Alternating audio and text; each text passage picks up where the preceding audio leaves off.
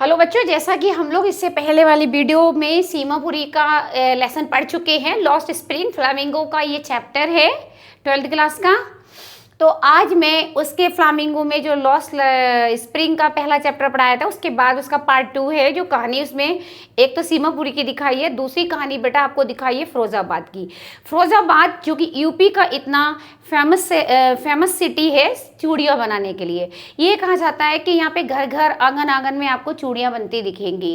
एक तरीके से हब है, वहाँ पे गढ़ है चूड़ी बनाने का। पूरे दुनिया में वहाँ की बनाई हुई चूड़ियाँ इतनी पॉपुलर हैं। लेकिन कभी किसी ने सोचा है इन चूड़ी बनाने वाले जो लोग हैं इनके पीछे का इतिहास क्या है? अरे ये अत्यंत गरीबी में जीते हैं, बहुत दुखद भरी घटनाएं इसके पीछे होती हैं।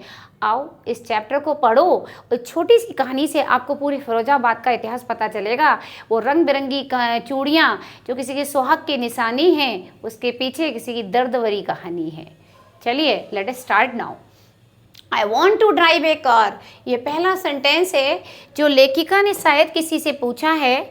तो उसका आंसर आया कि मुकेश से पूछा है। एनिस जुंग ने, दूसरी कहानी है फिरोजाबाद की, मुकेश की कहानी सुना रही है। जब किसी ने मुकेश से पूछा है कि बेटा आप क्या बनना चाहते हो, तो मुकेश इंसिस्ट, ये दूसरा लड़का है मुकेश जो कि फिरोजाबाद में दिखाया, ये चूड़ी बनाने वाले परिवारों से संबंधित है और अपने जीवन की गाथा बता रहा है कि कैसे इसने अपने सपनों को अपनों से अलग करके देखा है। मुकेश इंसिस्ट, जब मुकेश से किसी ने पूछा बेटा तुम भी चूड़ी बनाना पसंद करोगे, तुम्हारे कोई सपने अलग हैं, तो उसने जोर डालकर कहा कि हाँ मैं अपना मालिक खुद हूँ, मैं मोटर ड्राइव करना चाहता हूँ, मैं कार ड्राइव करना चाहता हूँ, कार का मैकेनिक बनना चाहता हूँ। I will be a motor mechanic, he announce, उसने सबको बताया कि मैं एक मोटर मैकेनिक बनूंगा, मैं चूड़ी बनाने वाले व्यवसाय में शामिल नहीं हूँगा, क्योंकि वो देख चुका है कि इस व्यवसाय में कैसे उसने अपनों को अत्यंत गरीबी में जीते देखा है। और इससे बड़े कहना चाहिए मेंटली और हेल्थ के लिए, मेंटल और कहना चाहिए फिजिकल हेल्थ दोनों के लिए बहुत ही खतरे होते हैं इन फैक्ट्री से चूड़ी बनाने के। Do you know anything about cars, मैंने पूछा, एनिस जुंग कह रही, मैंने मुकेश से पूछा बेटा एक बात बताओ, क्या तुम कुछ कार वार के बारे में जानते भी हो या ऐसी मोटर मैकेनिक बन जाओगे? तो ही आंसर्स, तो मैं उत्तर दे के बोला हाँ मैं सीख लूँगा, एक कार चलाना सीख लूँगा बेटा। लुकिंग स्ट्रेट, सीधे मेरी आंखों में आंखें डाल के बोला मैं सीख लूँगा, अभी नहीं आता तो क्या हुआ, सपना तो मेरा मोटर मैकेनिक बनना है। His dream looms like a mirage amidst the dust of street, बेचारे का सपना ऐसा लगता है जैसे मानो कि मिरेज हो, मिरेज मतलब मोह माया हो, ठीक है, स्ट्रीट धूल की मिट्टी में कोई जो कहना चाहिए बहम हो जाना। दैट फिल टाउन फिरोजाबाद, ठीक है, ये भर देता है हमारे ऐसे बहुत सी कहानियों को फिरोजाबाद में। एक फेमस फॉर बैंगल, फिरोजाबाद जो चूड़ियाँ बनाने का प्रसिद्ध शहर है। एवरी अदर फैमिली, ठीक है, मैं यहाँ ज़्यादा नहीं रुकूंगी, वीडियो बहुत लंबा हो जाएगा, आप पूरा चैप्टर है फिर भी मैं बहुत अच्छे से एक्सप्लेन करूँगी, कोई चीज़ भी ऐसी नहीं होगी जो आपको समझ ना आए। कह रहे हैं एवरी अदर फैमिली, हर एक परिवार अगर आप फिरोजाबाद में देखोगे तो इंगेज माने वो इसमें शामिल मिलेगा। सब चूड़ी बनाने वाले में लगे, सब चूड़ी बनाने वाले परिवार ज़्यादातर वहाँ रहते हैं। इसीलिए कहा जाता है centre of India's glass blowing industry, जो कांच उद्योग है ना सबसे ज़्यादा भारत के, उसका गढ़ है हमारा Firozabad. Where families have spend, जहाँ परिवारों ने अपनी पीढ़ियाँ गुजार दी, एक नहीं दो नहीं दर पीढ़ी लोग इसी व्यवसाय में संलग्न रहे। अराउंड फर्नेस, इन्हीं चूड़ी बनाने वाली भट्टियों के आसपास उनका जीवन यापन रहा। बेल्डिंग माने बेल्डिंग करते रहे, कांच के टुकड़ों को बेल्डिंग से जोड़ते रहे और चूड़ियाँ बनाते गुजर गए, और महिलाएं भी इस काम में प्रतीत होती हैं इस जगह में लगी हुई, ठीक है। आगे, Mukesh family is among them, Mukesh के परिवार की बात करें तो वो चूड़ी बनाने वालों में से एक व्यक्ति था। नन ऑफ देम नो, कोई भी नहीं जानता, it is illegal for children, वहाँ पे कोई ये बात समझता ही नहीं है कि ये बिल्कुल गैर कानूनी है बच्चों के लिए टू वर्क माने काम करना ग्लास फर्नेसेस, कांच की भट्टियों में विद हाई टेम्परेचर। सोच लो पहले, बहुत गर्म टेम्परेचर में, हम लोगों तो कमरे में नहीं रहा जा सकता, वो तो आग जलती हुई भट्टियों के सामने कांच वाच को पकाने में लगे रहते हो, बच्चे भी इसमें संलग्न हैं। उधर हमने देखा साहेब का जीवन बचपन जो था इतना गंदा गुजर रहा है, इधर मुकेश जैसे बच्चों का भी है। एंड डिंगी सेल, इन छोटे छोटे सेल कोठरियों की तरह, विदाउट एयर, इनमें हवा नहीं होती, इनमें प्रकाश भी नहीं होता सही से, सही है। That the low that the law, यानी जो कानून है भारत में, एनफोर्स अगर हम लागू कर दें ज़बरदस्ती, तो कुड गेट हिम, तो उसको और दूसरे कम से कम 20,000 बच्चे आप इन गर्म भट्टियों से मुक्त करा लोगे। समझे, 20,000 बच्चे कम से कम इन बिजनेस में लगा रखे हैं रोजी रोटी कमाने में, और इतना हजार्डस है भाई, ये तो बहुत खतरनाक है। Where they slog their daylight hour, जहाँ ये बेचारे बहुत स्लॉग करते हैं, स्लॉग का मीन्स होता है दे वर्क हार्ड, वे खूब मेहनत करते हैं। छोटे छोटे बच्चे दिन में प्रकाश में कई घंटों तक, और आवर्स इनके घंटे सुनिश्चित नहीं होते, सुबह बुला लिया शाम को छोड़ा, यानी घंटों घंटों बेचारे वर्क हार्ड करते हैं। ऑफन लॉसिंग द ब्राइटनेस, और अक्सर इसका दुष्परिणाम देखने को मिलता है कि उनकी आंखों की रोशनी या तो वीक हो जाती है या फिर बिल्कुल अंधे हो जाते हैं। मुकेश आइज बी, मुकेश की आंखों की चमक भी, as he volunteer to take me, Mukesh की आंखों की चमक भी मुझे कुछ उस पर फ़र्क दिखाई देता है, और क्योंकि वो मुझ स्वेच्छा से लेकर गया है अपने घर। विच ही प्राउडली, जब वो मुझे अपने घर लेके जा रहा था तो बड़े गर्व से कहता है, क्या कहता है, मैडम मेरा घर ना रिबिल्ट हुआ है, रिबिल्ट हुआ है, हमने दोबारा से बनाया जा रहा है।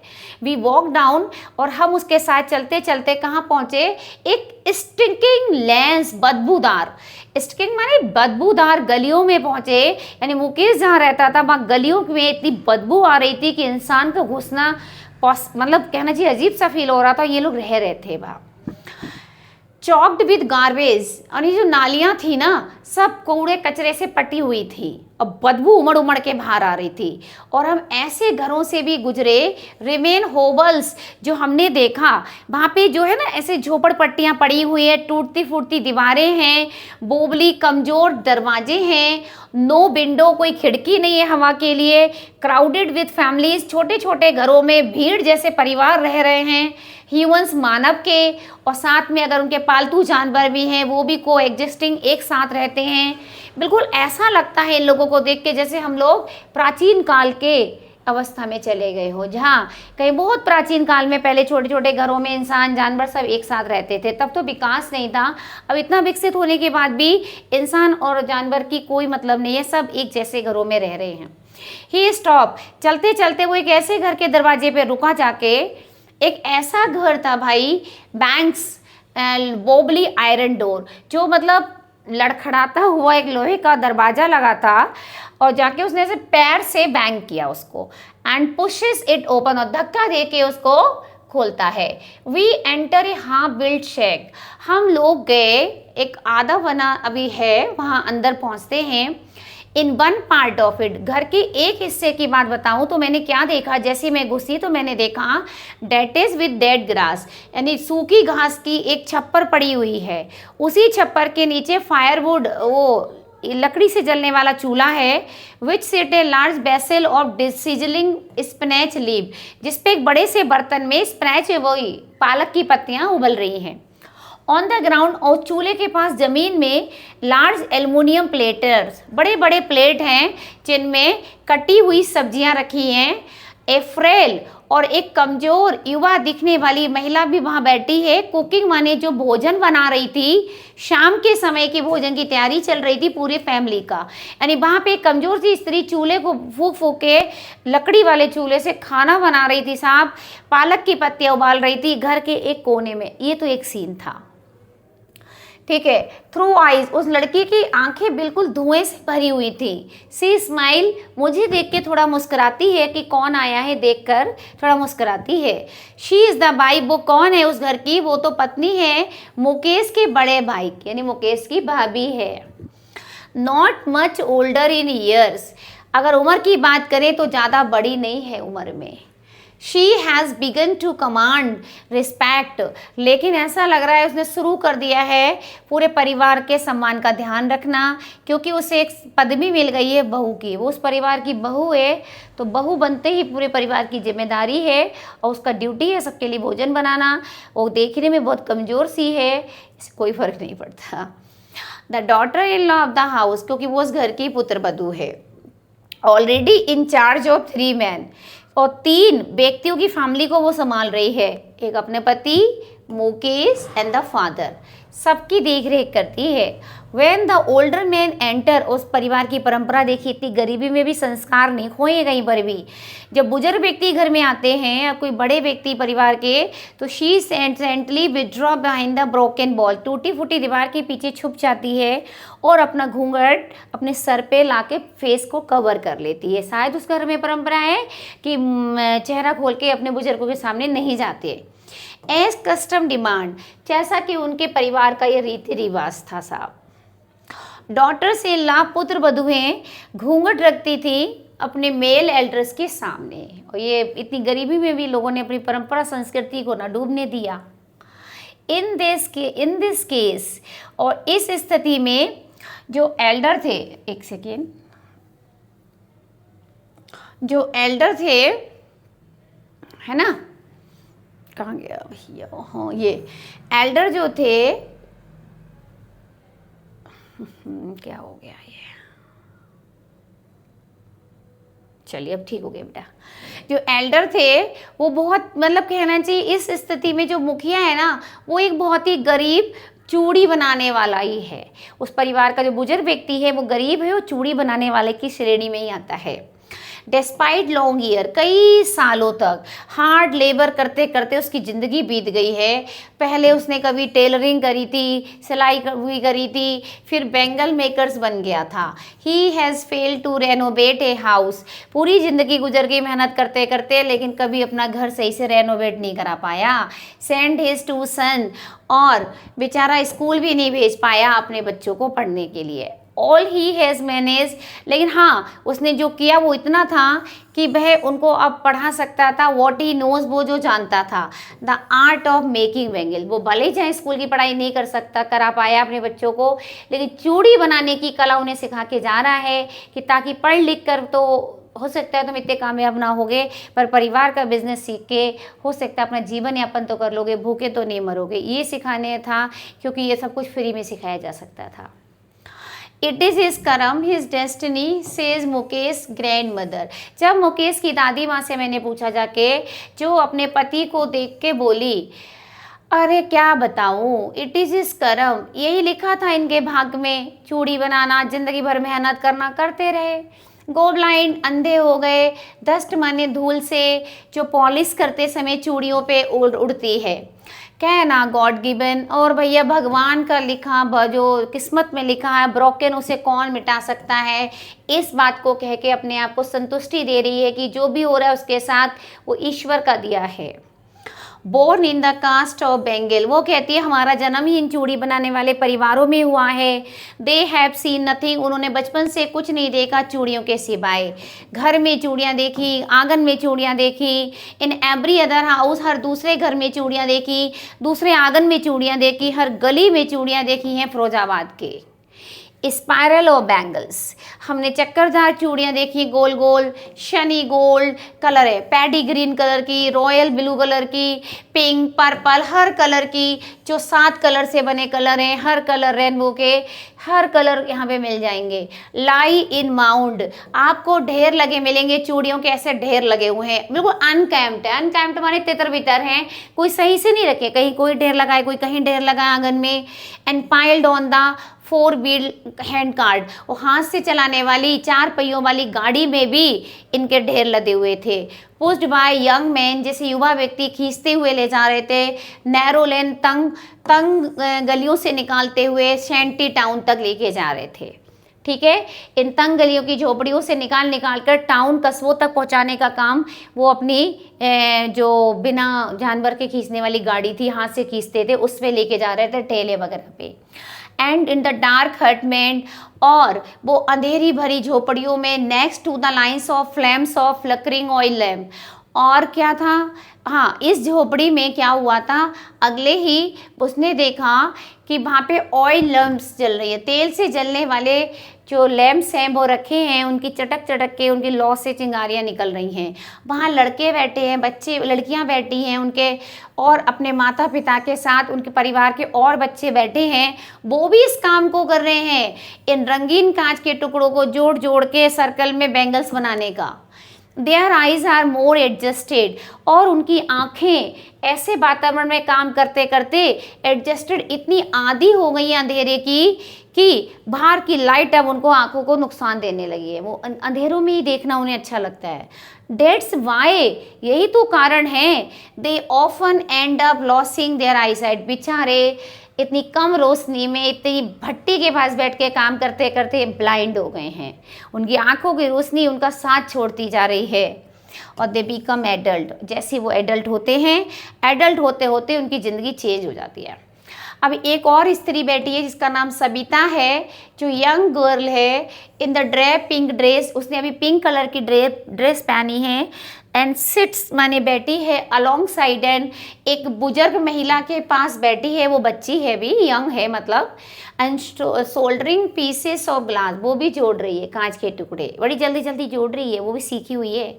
एज हर हैंड्स मूव, उसके हाथ इतने मैकेनिकली चल रहे हैं, नहीं छोटे छोटे बच्चे अपने परिवार के व्यवसाय को इतनी कुशलता से सीख चुके हैं कि वो भी पूरा सहयोग दे रही है मशीन के टोंग्स की तरह, जैसे मशीन के टोंग्स होते हैं चिमटे, उससे जोड़ते हैं, वैसे जल्दी जल्दी उसके हाथ चल रहे हैं।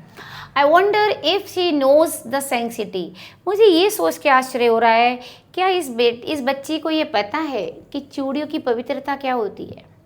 शी हेल्प में, जो ये बनाने में इतनी मदद कर रही है, इट सिम्बोलाइजेस, क्या इस बच्ची को ये पता है ये चूड़ियाँ एक भारतीय सुहाग की निशानी है, ऑस्पिशियसनेस इन मैरिज, और बहुत पवित्र मानने वाली चीज़ है हमारे विवाह में, इसमें विवाह में यूज़ होने वाली चूड़ियाँ सबसे पवित्र चीज़ है। It will draw down on her, एक दिन शायद उसको भी ये पहनना होगी, जब उसके सर को ढका जाएगा विद रेड व्हील, लाल रंग के घूंघट से, जब उसके हाथों को डाई रेड विद हीना, मेहंदी से रंग के लाल किया जाएगा, तब लाल बैंगल्स उसके भी कलाइयों में जाएगी, तब वो समझ पाएगी क्या कि वो खुद ही इन चूड़ियों को कभी बनाती थी। She will then become a bride, क्योंकि उस समय वो एक दुल्हन बनेगी। Like the old women beside her, वह बूढ़ी महिला की तरह जो शायद बहुत साल पहले ऐसा ही करके इस परिवार में आई थी और आज पूरी ज़िंदगी उसकी इसी में गुजरी है। She still has bangles on her wrist, आज भी उसकी कलाई में चूड़ी है, वो भी महिला चूड़ी पहनकर बैठी है। चूड़ी जरूर है कलाई में, पर आँखों में रोशनी नहीं है। चूड़ियाँ रह गई हैं कलाई में, पर आँखों की रोशनी चली गई है। ये भी देखिए कितनी आयरनी है। शी स्टिल हैज़ बैंगल्स, हाँ, एक वक्त शेर भर खाना भी नहीं खाया। जब उससे अनिजुंग ने पूछा कि आपने चूड़ियाँ बनाई, तो दुख भरे सुर में कहती है कि इन चूड़ियों की कमाई से तो हमने सही से एक वक्त पेट भर के खाना नहीं खाया है। ठीक है, और ऐसी आवाज़ थी जिसमें खुशी तो लग रहा था उसे छोड़ के जा चुकी है, बड़ी दुखियारी दुख से भरी आवाज़ थी। She has not enjoyed even one, कह रही है कि मैंने तो पेट भर के भोजन नहीं खाया पूरे जीवन भर में। That's what she has reaped, बस यही है जो उसने अब तक पाया है। उसका पति की बात बताएं भाई, जो बूढ़ा हो चुका है, एंड फ्लोइंग बियर्ड, तैरती हुई उसकी बड़ी सी दाढ़ी है, और कहती है कि I know nothing accept bangle. जब मैंने उसके पति से पूछा तो कह रहा मुझे कुछ नहीं आता चूड़ियाँ बनाने के अलावा। ऑल आई हैव डन, मैं जो कुछ भी करता हूँ वो मैं घर बना पाया अपने परिवार के लिए जिसमें सब लोग रह रहे हैं, बस इससे ज़्यादा मुझसे भी कुछ नहीं हुआ। हियरिंग हिम, उसकी बात सुनकर, वन वंडर, किसी को भी आश्चर्य हो सकता है कि ही हैज़ अचीव्ड, ऐसा लग रहा है कि उन चूड़ी बनाने वालों में, आसपास के लोगों में वो सबसे अमीर व्यक्ति है जिसने शायद कुछ ऐसा पा लिया है अपने जीवन में जो अन्य लोग फेल हो गए हैं पाने में। यानी कि इतना भी और लोग नहीं पा रहे हैं जितना वो है, मतलब उसका घर है जिसमें वो लोग रह रहे हैं। He has a roof over his head, कह रहा हमारे यहाँ सर के ऊपर छत है, इतना है हमारा। The cry of not having money to do anything, और एक परेशानी ये है भैया कि उनके पास पैसा ही नहीं है वो कुछ और काम कर पाएँ, except carry on the business, उनके सिवाय यही काम जारी रख सकते हैं चूड़ी बनाने वाला, उनके पास पैसा ही नहीं है। Not even enough to eat, उनके पास तो पर्याप्त खाने के लिए नहीं है। ठीक है, रिंग्स इन एवरी होम, है ना, सिर्फ वो चूड़ियाँ बना सकते हैं इन रिंग्स में, हर घर में यही हो सकता था। The young man echo the lament, जब मैंने युवा लोगों से पूछा तो वो थोड़ा सा विलाप करते हैं अपने बड़ों के लिए। Little has moved with time, बहुत बदलने की कोशिश की गई, तब भी यहाँ पे थोड़ा परिवर्तन आया, आज तक कुछ ज़्यादा परिवर्तन नहीं आया, अभी भी लोग चूड़ी बनाने में ही संलग्न हैं।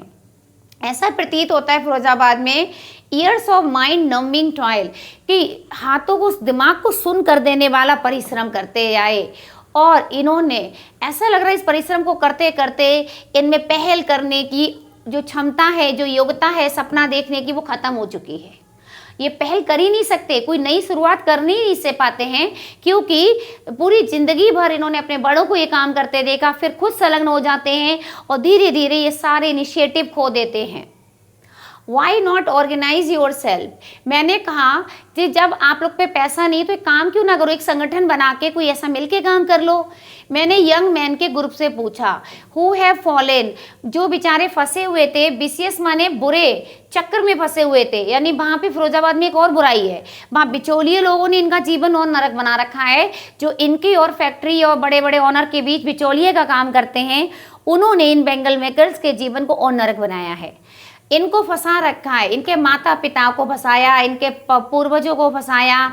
इवन इफ वी गेट, यद्यपि हम ऑर्गेनाइज कभी कभी हो भी जाए ना मैडम, तो वी आर द वंस, तो समझ लेना हमारी आफत आ जाती है। हम वो होते हैं हु विल बी हाउल्ड अप, हमें खचेड़ के पुलिस के द्वारा बंद कर दिया जाता है, खूब मारा पीटा जाता है अगर हम संगठित भी होते हैं, खचेड़ के जेल में डाल दिया जाता है जैसे हमने कुछ इलीगल काम कर लिया हो। हम ग्रुपिंग नहीं कर सकते, हम यहाँ से हटकर सोच नहीं सकते, इसके लिए केवल हमारी गरीबी जिम्मेदार नहीं है, इसके लिए तो ये पुलिस वाले और ये बिचौलिए सब जिम्मेदार हैं।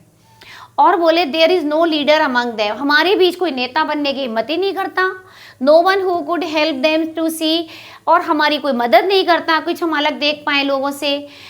उनके पूर्वजों इतने थक गए हैं जितना वे भी खुद थक चुके हैं।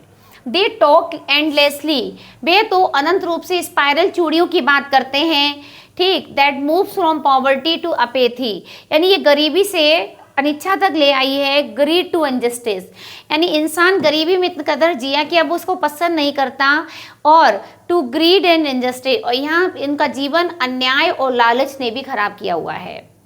लिसनिंग टू देम, उनकी बात को सुनते हुए मैं देखती हूँ कि दो डिस्टिंक्ट वर्ल्ड, यहाँ पे मुझे दो विभिन्न दुनिया दिखाई दी। वन ऑफ द फैमिली, एक परिवार की बात करूँ जो बैब माने जाल में फंसाए गरीबी के, burden by the stigma of caste, उसके ऊपर बोझ है कि उसकी जाति का एक टीका लगा हुआ है कि वे चूड़ी बनाने वाले घर में पैदा हुए हैं, तो वो इसी व्यवसाय को आगे करेंगे।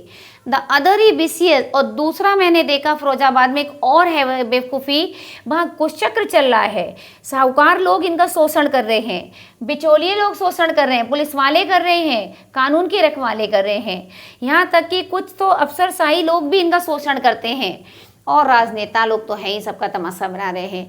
Together they have impose the baggage, ठीक, और आकर इन पे लाद देते हैं baggage on the child and he can not put down, यानी इतना बर्डन है कि भाई ये इसको पुट डाउन नहीं कर सकते अब। बिफोर ही इज अवेयर, यहाँ क्या होता अगर कोई बच्चा अपने अधिकारों के बारे में जान पाता है, ही इज एक्सेप्ट, वो स्वीकार कर ले जैसा उसके पिता करते आए थे। यहाँ यही परंपरा चल रही है, जो पिता ने अपने दादा से सीखा, उस व्यवसाय को अपनाया, वैसे आगे पीढ़ी भी अपनाएगी। टू डू एनीथिंग एल्स, कुछ और करने का मतलब है यहाँ पे कुछ नई हिम्मत पैदा करना, और हिम्मत लाने का मतलब है बहुत कुछ सामना करना पड़ेगा। और daring is not a part of his growing up, और वो कह रहे हैं हिम्मत करना और साहस करना तो उनकी बढ़ती उम्र का हिस्सा ही नहीं रहा। बचपन से उनके माता पिता दबे कुचले रहे, उन्होंने वो देखा, वो भी सब दबे कुचले हैं। When I sense a flash of it on Mukesh, I am cheered. जब मैंने मुकेश के अंदर ये चिंगारी देखी कुछ हटकर करने की, तो मैं खुश हुई। I want to be a motor mechanic, क्योंकि उसने कहा था मैं मोटर मैकेनिक बनना चाहता हूँ। ही रिपीट, वो दोहराता है कि he will go to a garage, देखो मैडम मैं गैरेज जाऊँगा, गैरेज में जाके पहले सब सीखूंगा। The garage is long way, हालांकि गैरेज उसके घर से बहुत दूर था, फिर भी कहता आई विल वॉक, मैं पैदल करके जाऊँगा। ही इंसिस्ट, वो जोर डाल के कहता है do you also dream of flying a plane, वो कह रहा है क्या तुमने उन्होंने मुकेश से पूछा क्या तुमने कभी हवाई जहाज उड़ाने की नहीं मतलब मन में कभी सपना नहीं देखा। बेचारा शांत हो जाता है और कहता नहीं मैडम। वो कहता है स्टेयरिंग एट द ग्राउंड, जमीन की तरफ घूरते हुए कहता है इन ए स्मॉल मरमर, थोड़ी सी आवाज़ में, हाँ थोड़ी सी ऐसा लग रहा था जैसे एम्बेरेसमेंट, थोड़ा शर्मिंदगी है। दैट हैज़ नॉट, जो शायद कभी नहीं था, टर्न इनटू रिग्रेट, अचानक पछतावे में बदल गया। He is content to dream, वो कहता है कि मैं संतुष्ट हूँ मैडम कार के सपने देखकर ही। He sees hustling down the street of his town, अक्सर वो देखता है अपने टाउन से आते जाते। और जबकि एरोप्लेन कम उड़ते हैं फिरोजाबाद में मैडम, और गलियों में कारों की संख्या ज़्यादा है। यह कह के यहीं पे चैप्टर का एंड हो जाता है। और बहुत ही अच्छी कहानी है और बहुत हकीकत भरी कहानी थी कि कैसे इंसान का शोषण इंसान कर रहा है। एर्नेस्ट जुंग ने आर्टिकल के रूप में ये लिखा है, बहुत ही बढ़िया चैप्टर लिखा है। तो आपको समझ आ गया बेटा? तो ये क्वेश्चन आंसर भी हम अगली वीडियो में देख लेंगे और आप लोग इस चैप्टर को पढ़ना, समझना और लोग कैसा लगा कमेंट बॉक्स में बताना। चैनल को लाइक शेयर सब्सक्राइब करना अब आपकी ड्यूटी बनती है बेटा। चलिए जल्दी लाइक शेयर कर दीजिए।